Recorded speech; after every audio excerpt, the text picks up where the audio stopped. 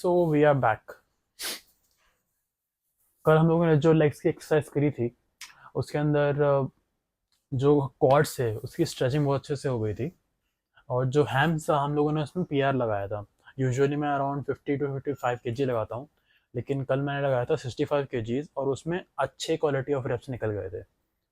और लास्ट में हम लोग यूजुअली काव्स करते हैं, लेकिन कल मैंने करी थी आरडीएल्स, वो भी स्मिथ मशीन पे। उससे मेरे ग्लूट्स और मेरे हैम्स पे काफ़ी अच्छा असर आया है। आज मैं जब मैं सो के आज सुबह उठा हूँ तो पेन हो रहे हैं वो अच्छे खासे। खैर, आज हम लोग मूव ऑन करने वाले हैं चेस्ट पे, और चेस्ट के साथ हम लोग करेंगे शोल्डर्स। यूजुअली चेस्ट के साथ जब हम लोग शोल्डर्स करते हैं तो उसमें मेजरली हमारा फोकस चेस्ट पे ही रहता है। तो स्टार्ट हम लोग करेंगे Smith machine incline chest press से। अ, मैं डंबल भी करता हूँ कभी कभी, और कभी कभी स्मिथ मशीन इंक्लाइन प्रेस भी करता हूँ। स्मिथ मशीन में मुझे एक्टिवेशन अच्छा मिलता है, और डंबल पे मैं इंडिविजुअल हैंड्स पे कंसंट्रेशन अच्छा दे सकता हूँ। तो ये बात मुझे डंबल की अच्छी लगती है। बट डंबल में एक चीज़ होती है कि हमारा यूजुअली जो लेफ्ट हैंड होता है वो थोड़ा सा कमज़ोर होता है। तो हम लोग जब उठाने की कोशिश करते हैं तो इधर हम लोगों को सपोर्ट चाहिए होता है अगर हैवी वेट उठा रहे हैं तो। और सपोर्ट नहीं भी चाहिए तो हमारा 5 या 6 रेप के बाद हम लोग देखते हैं कि राइट हैंड इजीली उठ जाता है, बट लेफ्ट हैंड को स्ट्रगल होता है बहुत ज़्यादा। इसीलिए मैं स्मिथ मशीन इस चीज़ में प्रेफर करता हूँ। और स्मिथ मशीन की एक और खास बात है कि जब हम लोग पूरा नीचे लेके आते हैं उसको, तो हमारे जो शोल्डर्स हैं वो हम लोग एडजस्ट कर सकते हैं अकॉर्डिंग टू आवर विल। मतलब कि डायरेक्ट नीचे लेने के बाद हम लोग थोड़ा सा पीछे खींच सकते हैं उसको। पीछे खींचने की वजह से जो शोल्डर के साथ अटैच हमारे जो चेस्ट के फाइबर्स हैं ये और ज़्यादा स्ट्रेच होते हैं। तो मुझे स्मिथ मशीन में ज़्यादा पंप मिलता है to comparatively to the dumbbell presses. खैर, स्मिथ मशीन से मूव ऑन करने के बाद हम लोग करेंगे 3 set for the flies, cable flies. Cable flies मुझे इसलिए अच्छी लगती है क्योंकि पहले तो बात तो वो दिखने में कूल लगती है, और हम लोग उसमें धीरे धीरे करके वेट भी इंक्रीज कर रहे हैं। तो नॉर्मली मैं 30 to 35 kgs पे अपने 7 से 8 रैप लगाता हूँ विद कंट्रोल। ओके, आज भी हम लोग सेम चीज़ ट्राई करेंगे। 30 या फिर 35 kg पे हम लोग कंट्रोल वेट पे लगाएंगे। और उसके बाद एक चेस्ट के लिए एक पंप सेट करता हूँ मैं। एक्चुअली एक यूट्यूबर है, उसका नाम क्या था उसका नाम, खैर, उसने एक टिप दी थी। ऐसे जब हम लोग चेस्ट पे लगाते हैं उसको, और इधर से 5 रैप करेंगे, फिर लेफ्ट हैंड को 5 रैप करेंगे, फिर राइट हैंड फिर से 5 रैप। इससे चेस्ट बहुत ज़्यादा पंप हो जाती है। वो एक actually end of the exercise के लिए ठीक है वो पंप करने के लिए। तो ये हमारी रहेगी चेस्ट की एक्सरसाइजेस, और उसके बाद हम लोग करेंगे शोल्डर्स। एक्चुअली शोल्डर्स और चेस्ट दोनों ऑलमोस्ट सेम मसल पे कनेक्ट होती हैं, इसीलिए हम लोग उसको साथ में करते हैं। और मुझे मुझे भी अच्छा लगता है दोनों एक साथ करने में, क्योंकि बहुत सारी चेस्ट की एक्सरसाइज में हमारे जो फ्रंट डेल्ट्स हैं ये इंक्लूड हो जाते हैं। इसलिए वो ऑलरेडी वार्म अप हो चुके हैं अच्छे खासे, तो हम लोग को एक्स्ट्रा वार्म अप करने की जरूरत नहीं पड़ती शोल्डर के लिए। इसीलिए हम लोग चेस्ट के बाद शोल्डर करते हैं। और शोल्डर के लिए मैं पहले एक्सरसाइज करता हूँ हमारा सिंपल डंबल प्रेसेस। और आजकल मैं डंबल प्रेसेस करने की बजाय हमारे जिम में एक मशीन भी है शोल्डर की, तो शोल्डर प्रेसेस मशीन में कंट्रोल वे में होते हैं। बट मुझे मशीन में एक प्रॉब्लम होती है कि अ, अ, नीचे आते समय स्ट्रेच तो हो जाता है, बट जब ऊपर लेके जाता हूँ तो उस मशीन का बिल्डअप ऐसा है कि मैं उस मोशन को फील नहीं कर पाता। इसलिए मैं यूजुअली डंबल करता हूँ। और डंबल में हैवी से हैवी जा सकता हूँ उसके अंदर। मतलब फॉर एग्जांपल मैं मीन वेट लगाता हूँ 30 kgs का with both hands, and 35 kg बढ़ाता हूँ जब मेरा लगता है कि अच्छे खासे शोल्डर पंप है मेरे। खैर, 3 सेट करने के बाद अगर मुझे लगता है कि एक सेट और करना चाहिए तो मैं 4 सेट कर लेता हूँ। नहीं तो मैं आगे मूव ऑन करता हूँ और मैं करता हूँ फ्लाइज। यूजुअली हम लोगों ने मैंने पास में लोगों को देखा है, मैं भी ऐसे ही करता था कि डंबल ले लिया और सीधा फ्लाई कर ली। और इसमें इसमें बहुत ज़्यादा रिसर्च हुई है इस मूवमेंट के ऊपर। तो होता क्या है कि जब हम लोग 45 डिग्री के नीचे लेके आते हैं तो उसमें जो हमारे साइड डेल्ट्स होते हैं उसका एक्टिवेशन बहुत कम होता है। शोल्डर्स का। तो हम लोग को ट्राई करना चाहिए कि 45 डिग्री से 90 डिग्री या फिर उसके ऊपर, इसी रेंज में हम लोग शोल्डर के साइड रेस करें या फिर लैटरल रेस करें। तो इसीलिए मैंने उन वीडियोस को देखने के बाद ये चीज़ करना स्टार्ट किया। बट फिर मैंने एक और डिटेल्ड वीडियो देखा इस स्टडी के ऊपर कि अगर हम लोग चाहते हैं कि हमारा लैटरल रेस या साइड डेल्ट्स बहुत ज़्यादा स्ट्रेच हो जाए, तो इसके लिए हम लोगों को साइड डेल्ट को फ्रॉम 0 डिग्रीज थोड़ा और पास लेके जाना पड़ेगा। ये चीज़ डंबल नहीं कर सकती, डंबल कर भी सकती है, उसको उसके लिए हम लोग को लीन होना पड़ेगा। इसलिए मैं केबल यूज़ करता हूँ उसके अंदर।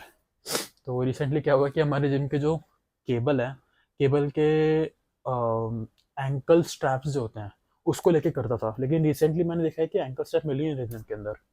तो मैंने परसों शायद अमेजोन से एंकल स्ट्रैप्स मंगाए थे, और आज मैं उनको पहली बार यूज़ करने वाला हूँ फाइनली। तो देखते हैं कैसा होता है। खैर, अ, उसकी भी 3 सेट करूँगा, और टोटल एक्सरसाइज हो जाएगी 3 3 into 4 जैसे 12 सेट्स एंड ओवरऑल एक्सरसाइज ख़त्म। हाँ, ये आज का मेरा प्लान होने वाला है। खैर, इसके अलावा एक एक कमेंट आया था मेरे वीडियो पे कि हम लोग अपने डेली डेली कैलोरी इनटेक कैसे मेजर कर सकते हैं, और मैंने कैसे किया उसको मेजर। तो एक साइट है calculator.net करके। तो उस साइट पे जाके हम लोग अपनी बेसिक डेली कैलोरी नीड्स नाप सकते हैं। उसमें बेसिकली कुछ नहीं करना होता, अपना एज लिखनी होती है, अपना रिक्वायरमेंट लिखना होता है कि हम लोगों को बढ़ाना है या फिर कम करना है, हाइट लिखनी होती है। तो उस हिसाब से वो बता देता है कि हम लोगों को डेली कितनी चाहिए इस चीज़ के लिए।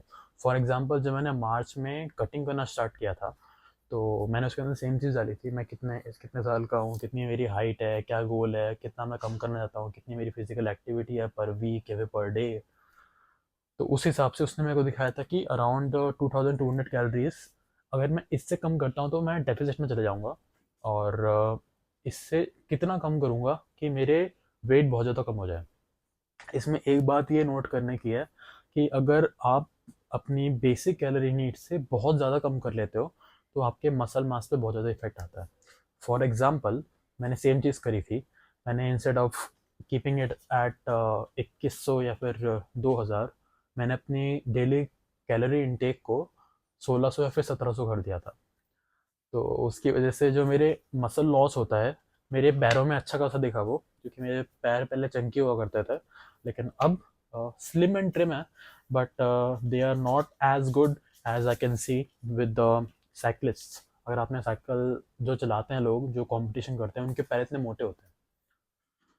तो उस चीज़ को मैंने अवॉइड किया, और मतलब उस चीज़ को अवॉइड नहीं कर पाया मैं। और उसके बाद अब जब मैं बल्क कर रहा हूँ दोबारा, तो मैं अपने डेली कैलोरी इनटेक से उस चीज़ को बढ़ा रहा हूँ। खैर, हाँ, तो ये रहने वाला हमारा आज का प्लान। और हम लोग उठे हैं आज सेम 5 बजे सुबह के, और सारा काम करने के बाद हमारा जो वेट है अभी हम लोग नापेंगे। उसके बाद वार्म अप के लिए क्या करेंगे, एक पहले तो हम लोग शोल्डर के लिए वार्म अप करेंगे। चेस्ट के वार्म अप के लिए भी हम लोग को शोल्डर का वार्म अप करना पड़ता है, क्योंकि हमारे मोस्टली जो मूवमेंट्स होते हैं वो शोल्डर से ही आते हैं चेस्ट के।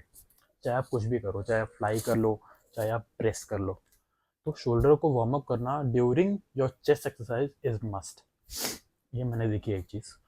और जहाँ तक प्री वर्कआउट की बात है, तो आज मुझे लगता है कि आज मेरे को प्री वर्कआउट ले लेना चाहिए, क्योंकि आज हम लोग अपने यूजुअल वेट से थोड़ा हाई वेट लगाने की कोशिश करेंगे। रीज़न हमारा ईगो नहीं है इसके अंदर, रीज़न ये है कि हम लोग को प्रोग्रेस करना है।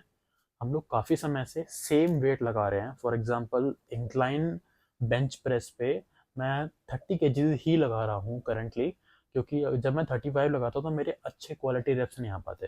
तो आज हम लोग प्री वर्कआउट लेने के बाद 35 kg तक जाएंगे, और कंट्रोल वे में एक मिनिमम नंबर ऑफ रेप्स लगाने की कोशिश करेंगे। खैर, हमारा आज ये रहने वाला है। तो हम लोग मिलते हैं डायरेक्टली जिम में।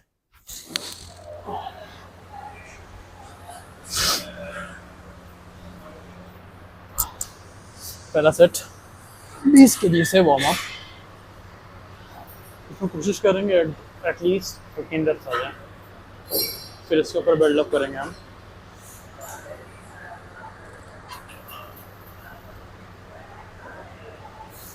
चेस्ट ऊपर, शोल्डर ब्लेड्स नीचे।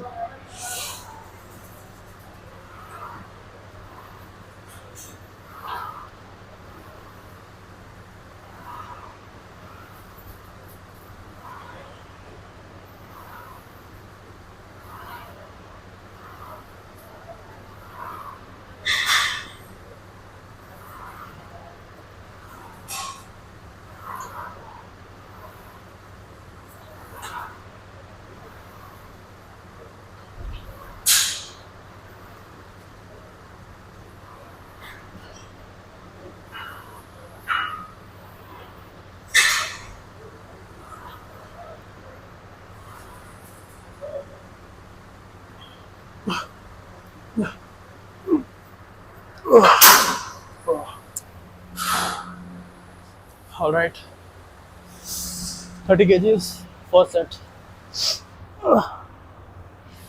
इसमें एक टिप है जो मैं यूजुअली यूज़ करता हूँ। इसमें क्या करते हैं, शोल्डर प्लेट्स हैं उनको जितना हो सके उतना बैक रखते हैं और चेस्ट को उठा के रखते हैं। उसके बाद जो हमारे पैर होते हैं, पैरों को वाइड और स्टेबल रखना है ताकि हमारी बॉडी एक बो की तरह काम करे, एक बो की तरह, वो ऐसा होता है। तो जैसे हम लोग ऊपर ले जाएं वेट या फिर नीचे ले जाएं तो एक पूरी स्टेबलाइज हो एक body, properly rested. Now for the first set, here we go.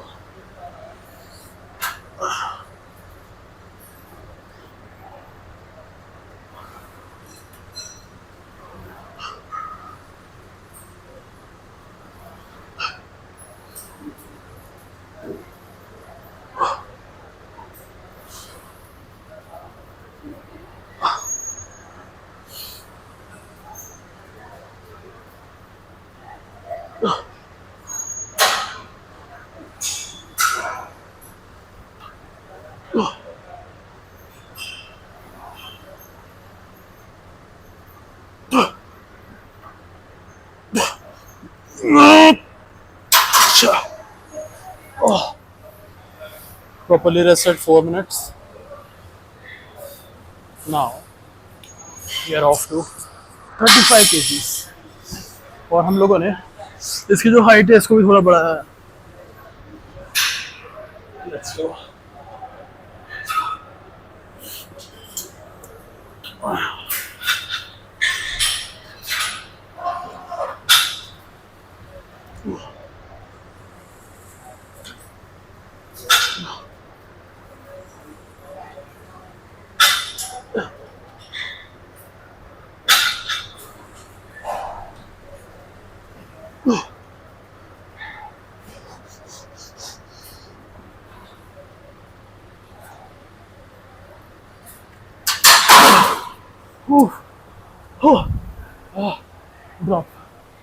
Drop set.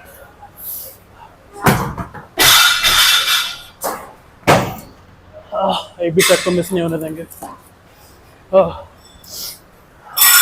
25 kg तक ड्रॉप, 10 kg ड्रॉप।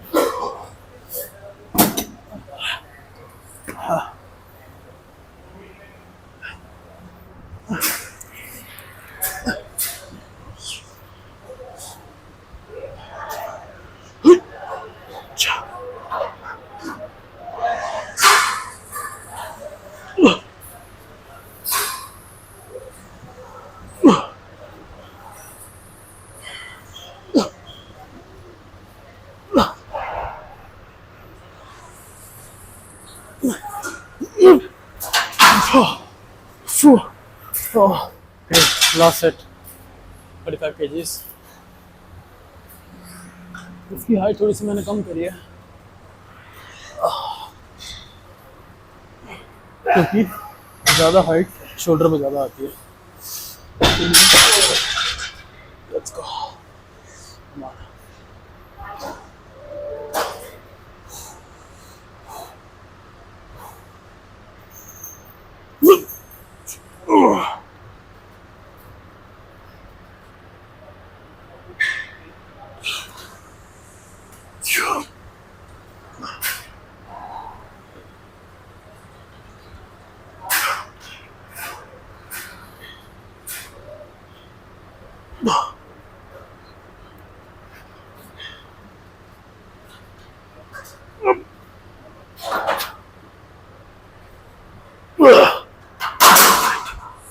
ओ भाई,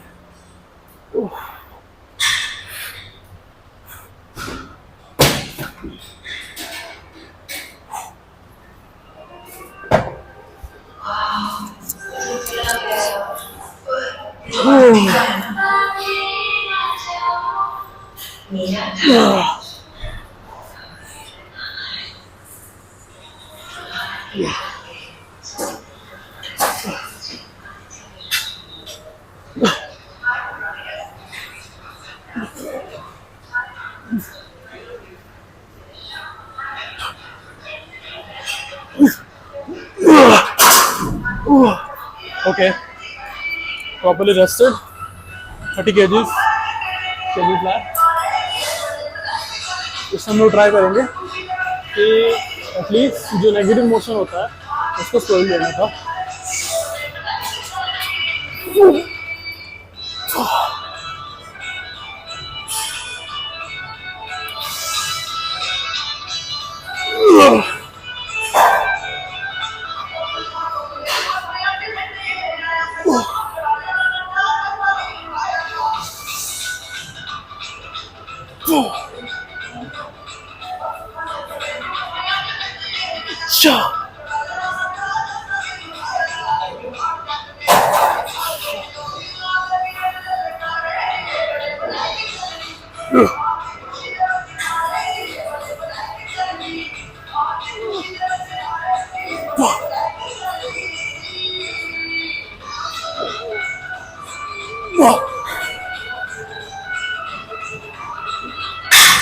Okay, 3 minutes properly rested. Taking it knots, 35 kgs.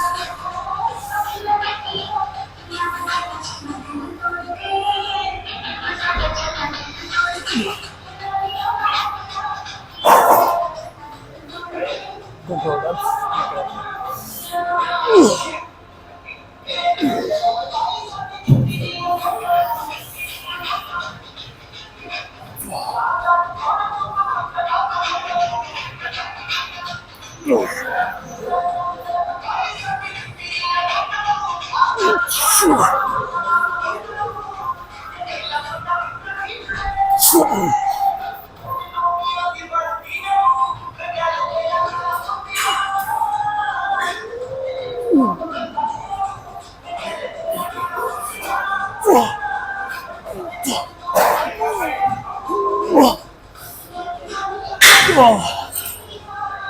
Hopefully जो म्यूजिक के बैकग्राउंड में वो मेरी आवाज़ को रोक नहीं रहा होगा। सेम चीज़ करेंगे 35 kg से, मैक्स टाइम आप लगाएंगे। और चूँकि ये लास्ट सेट है तो रेप्स के बाद सेट ड्रॉप करके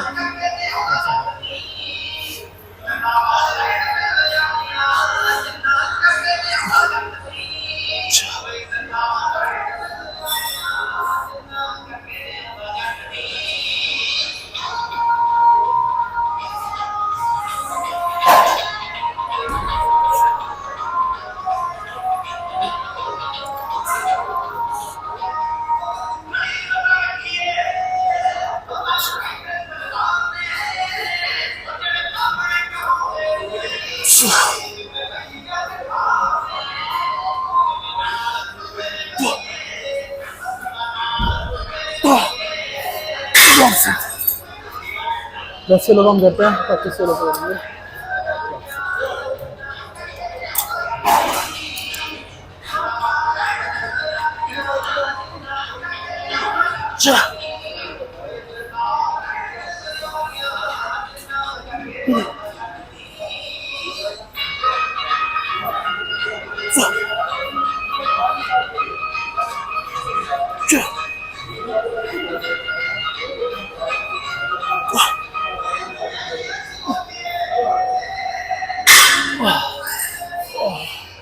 Now it's time for single hand pump. 5-1 is fine.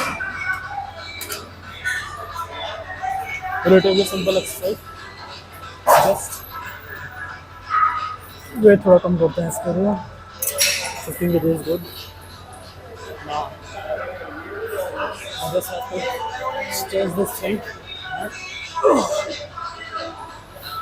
Oh,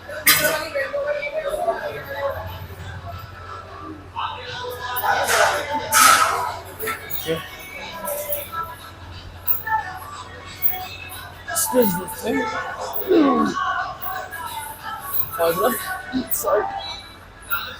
Make it simple.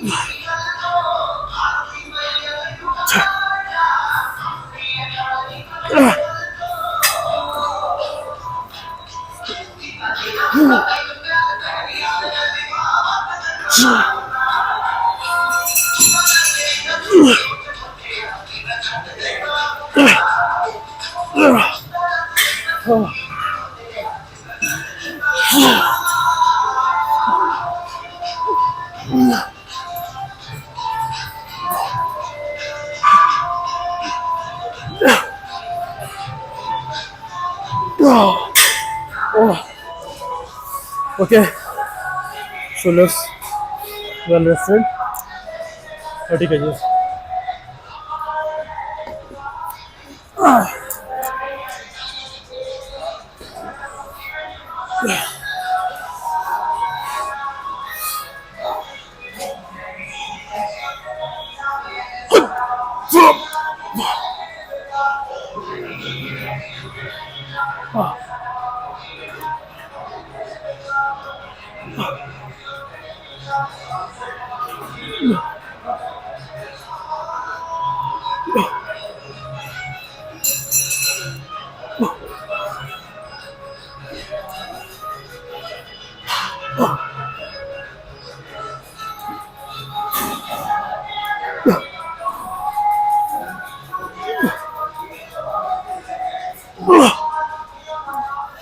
Okay, 30 kgs again. Second set. Well rested 5 minutes. Chalo.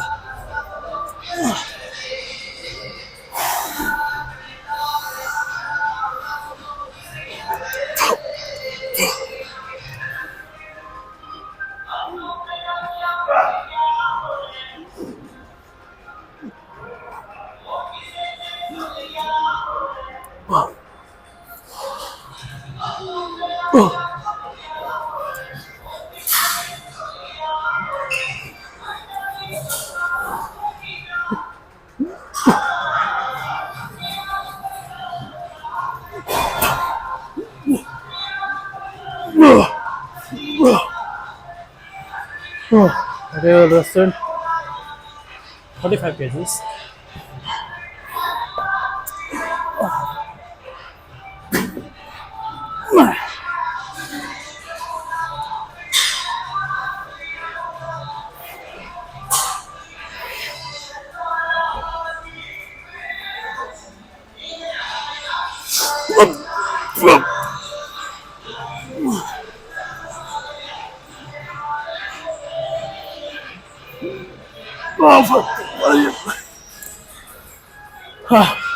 हम और सपोर्ट दे सकते हैं, इस वाले को उठा दो, लेफ्ट वाले।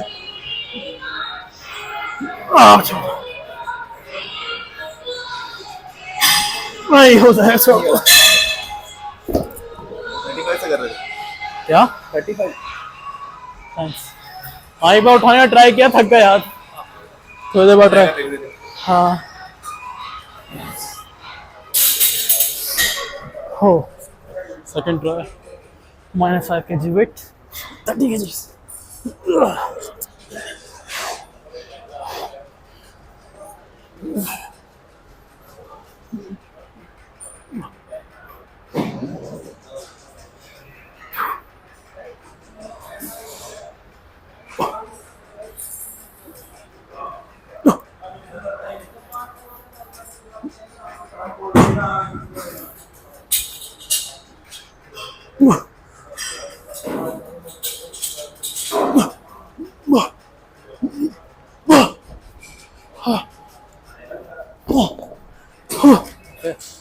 Properly rested 3 minutes। Now lateral raise करेंगे। मैं अपना रिस्ट बैंड जो है वो बोल के आया हूँ घर पे, इसीलिए वी शेप से करेंगे। इसको मैंने घुटनों थोड़ा सा ऊपर लगाया ताकि मेरे हाथ जो है वो यहाँ पे रहे। खैर स्टार्ट करते हैं। 15 kg weight।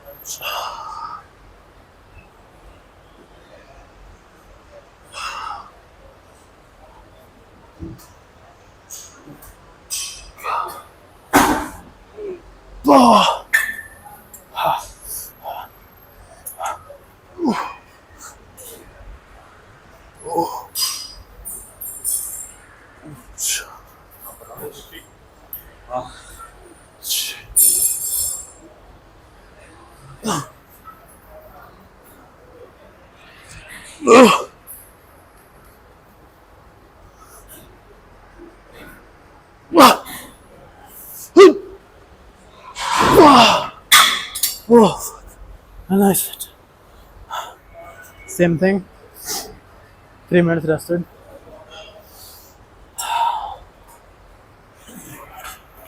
15 kg weight.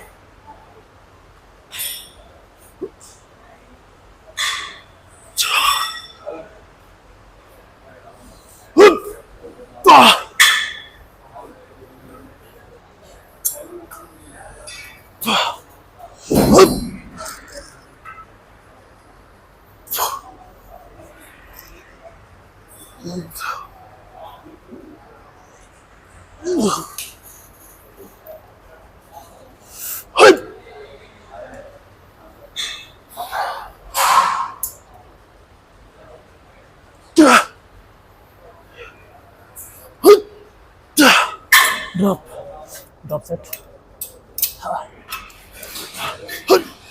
Kill. Toes.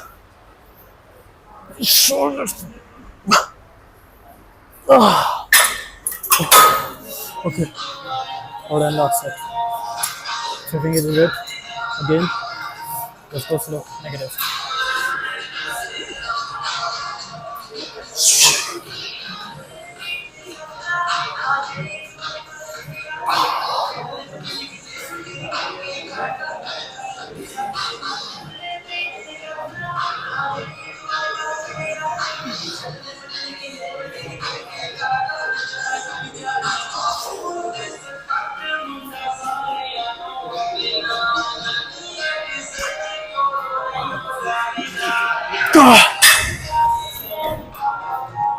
That's it.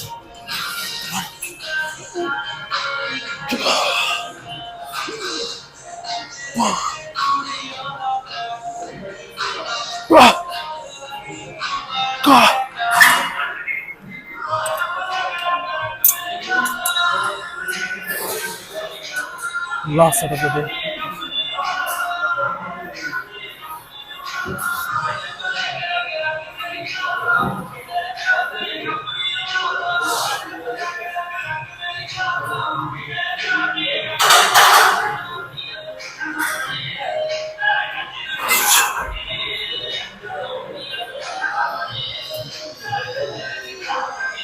Wow.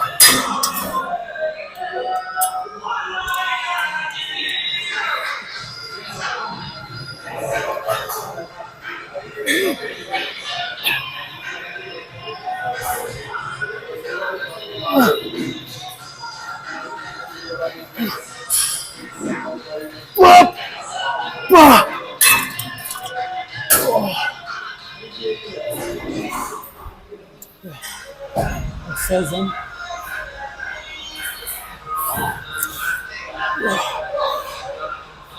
Body pump workout.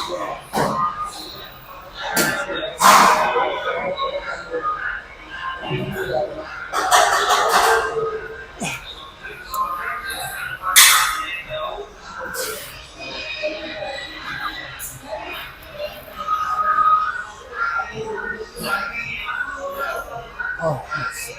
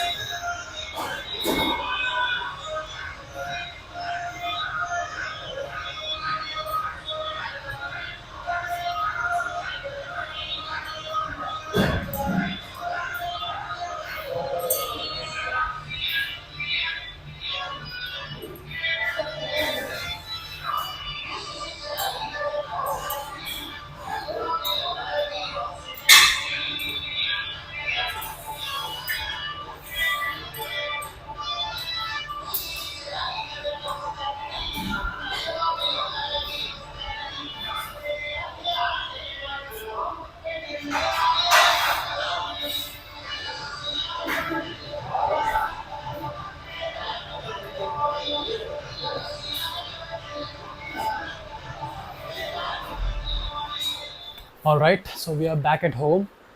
आज जो हमारी एक्सरसाइज थी चेस्ट के अंदर, मुझे लगता है कि हम लोगों ने काफ़ी प्रोडक्टिव काम किया आज। एक सेट वार्म अप लगाने के बाद हम 35 तक गए थे और उसके बाद हम लोगों को 10 किलो कम करना पड़ा, लेकिन हमारे जो रेप्स थे और जो क्वालिटी ऑफ रेप्स था वो बढ़िया आया है। उसके बाद हम लोग फ्लाई करने के लिए, और फ्लाई में हम लोगों ने मैक्सिमम पुश किया। अभी सोरनेस देखते हैं हम लोग कितनी आती है कल के टाइम पे। उसके बाद हम लोगों ने किया शोल्डर्स, और शोल्डर्स में मुझे लगता है कि हमने जब 35 kg ट्राई किया था तो उस समय हमारे हाथ अच्छे से, हाथ नहीं, हमारे जो शोल्डर्स हैं उनको अच्छे से टाइम नहीं मिल पाया रिकवर करने के लिए। तो I gave about 3.5 minutes, but मुझे देना चाहिए था around 5 minutes for each between each sets, so that my shoulders could get better rest. खैर, फिर हमने 35 kg से 30 पे ड्रॉप किया, और हमने ट्राई किया कि हम लोग अपने हाथ पूरे ना खोल के एटलीस्ट 45 डिग्रीज पे रखें ताकि हमारी इंजरी के चांसेस कम हो सकें। शोल्डर्स के लिए एक फ़नी बात ये हुई कि मैं अपने जो एंगल स्ट्रैप्स था जो मैंने पहले बताया था वो ले जाना भूल गया था, तो हम लोगों ने वी वाले जो अटैचमेंट होता है उससे किए। इफ़ेक्ट काफ़ी अच्छा आया था, और उसके बाद हम लोगों ने कुछ नहीं किया, थोड़ा सा पोजिंग करी, हम लोग घर आ गए वापस। एक बात मैं बताना भूल गया था मॉर्निंग के टाइम पे, कि जब हम लोग अपनी डाइट, अपनी जो कैलोरी इनटेक होती है, इसको हम लोग एक बार स्थित का मतलब स्टेबल कर देते हैं कि हम लोग मानते हैं कि 2000 कैलोरी हम लोगों को खानी है, तो इसका मतलब ये नहीं है कि हम लोग पिज़्ज़ा से या फिर बर्गर से उस कैलोरी को इनटेक करें, क्योंकि कुछ फूड्स होते हैं वो हेल्दी सोर्स होते हैं और कुछ फूड्स होते हैं वो अनहेल्दी सोर्सेज होते हैं। तो इसके बारे में बहुत बहुत डिबेट हुई है, हम लोगों ने काफ़ी यूट्यूबर्स को, काफ़ी इन्फ्लुएंसर्स को देखा भी है कि वो लोग रेस्टोरेंट्स में जाते हैं और उधर हैवी हैवी मील्स ऑर्डर करते हैं। कोई बर्गर खाता है, कोई लोडेड चिकन की मील्स खाता है। उसमें कैलोरीज तो हम लोगों को मिल जाती है, लेकिन हम लोग जस्टिफाई नहीं कर सकते कि उस कैलोरीज में हमको न्यूट्रिएंट कितने मिल रहे हैं, ये जस्टिफाई नहीं कर सकते। इसलिए मैं ट्राई करता हूँ कि मेरा मन तो मोस्टली नहीं करता बाहर खाने का, बट मैं ट्राई करता हूँ कि घर का ही खाना खुद से बना के या फिर मम्मी से बनवा के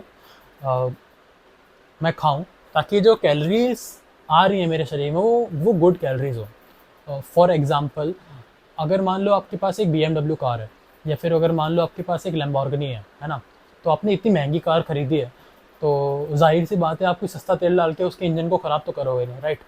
तो हम लोग एक लैम्बोर्गिनी की तरह है, हमारी जो लाइफ है वो इरिप्लेसेबल होती है। मतलब हम ये नहीं कह सकते कि मान लो हम लोग टाटा अंबानी है, तो हमारी लैम्बोर्गिनी ख़राब हो गई, हम लोग दूसरे ले लेंगे। लेकिन हमारी जो लाइफ है ये लैम्बोर्गिनी की तरह है, लेकिन ये इरिप्लेसेबल होती है। तो हम लोग गंदा फ्यूल या फिर चीप फ्यूल डाल के अपनी इंजन को ख़राब नहीं कर सकते, बॉडी के इंजन को। तो इसीलिए जो गंदा फूड होता है, जिसको मैं एक्चुअली बाहर का फूड बोलता हूँ, बाहर का फूड सारा ख़राब नहीं होता, लेकिन जो ऑयली थिंग्स होती है या फिर स्ट्रीट फूड होता है, मिनिमम खाएं तो बढ़िया रहता है वो। इसको एज अ कॉन्सेप्ट देखते हैं कि मान लो आपकी जो लैम्बोर्गिनी थी, आपने गंदा फूड उसमें डाल दिया, यानी कि गंदा फ्यूल डाल दिया, लोकल चीप फ्यूल, आपने स्पीड वाला फ्यूल नहीं डाला। तो उससे क्या हुआ कि हो सकता है आपके जो इंजन में कुछ पिस्टन्स वगैरह हैं वो ख़राब हो जाए, आप उसको रिप्लेस कर सकते हो। लेकिन आप अपनी किडनी को, अपनी आपके लिवर को, आपके लंग्स को, इन सब चीज़ों को आप रिप्लेस नहीं कर सकते। मान लो कर भी सकते हो, लेकिन आप नहीं रहोगे, फिर आप कुछ और बन जाओगे। तो एक ये मेरे अंदर थॉट था। एक चीज़ और कि मैं एनीमे भी देखता था पहले। तो एक एनीमे था वन पीस, वो अभी भी कंटिन्यू चल रहा है काफ़ी सालों से, करीबन 30 साल हो गए इसको, 50 साल के आसपास हो गए इसको, तो कंटिन्यू चल रहा है वो अभी तक। तो उसमें एक एक चीज़ दिखाई थी, जब सांजी जो उसमें कुक होता है, वो एक टीले टीले यानी कि एक छोटा सा आइलैंड टाइप का होता है, जिसमें कुछ भी नहीं होता, बैरन आइलैंड होता है वो। तो उस बैरन आइलैंड में फंस जाता है वो एक आदमी के साथ। तो उसमें क्या होता है कि दो सांजी और जो दूसरा आदमी है, दोनों आपस में फूड को स्प्लिट करते हैं। जो दूसरा आदमी होता है वो सांजी को अपना सारा खाना दे देता है, सांजी सारा खाना खा लेता है, फिर दोनों भूखे रहते हैं। फिर सांजी को समझ में आता है फूड की वैल्यू क्या होती है इसलिए। तो वो काफ़ी इमोशनल मोमेंट था उस एनीमे के अंदर। तो उसको देखने के बाद मेरी जो फूड की रिस्पेक्ट होती है, फूड को लेकर रिस्पेक्ट होती है कि उसको वेस्ट नहीं करना चाहिए, तो वो काफ़ी ज़्यादा बढ़ गई। तो मैं ट्राई करता हूँ कि जितना भी मैं फूड अपनी थाली में लूँ उसको पूरा कंज्यूम कर लूँ, वो चाहे कुछ भी हो। हाँ, एक बस यही चीज़ है। और हम लोग अच्छा खाना खाएं, और हमारी बॉडी उसी तरह से रिस्पॉन्ड करेगी। फिर से मैं लैम्बोर्गिनी वाला एग्जांपल देता हूँ। अगर हम लोग चीप फ्यूल डालते हैं उसके अंदर, तो कितना 1-2 किलोमीटर, 4 किलोमीटर, 5 किलोमीटर चलती है, फिर रुक जाएगी गाड़ी। हम लोगों को ट्राई करना है कि हम लोग अपनी गाड़ी को लगातार चलाते रहें, यूज़ करते रहें हर समय। तो इसीलिए स्पीड वाला फ्यूल, यानी कि हमारा जो हेल्दी फूड होता है, उसको कंज्यूम करना इसलिए बेटर होता है। एक्चुअली डिबेटेबल टॉपिक है, अपनी अपनी मर्ज़ी होती है, बट मैं ट्राई करता हूँ कि अपने शरीर के अंदर अच्छा फ्यूल डालूँ, यानी कि घर का खाना, खुद से बनाया हुआ खाना, not cheap materials of course. Cheap का मेरा मतलब है कि सस्ता नहीं, चीप से मेरा मतलब है कि ऐसे फूड जो तुरंत बन जाते हैं।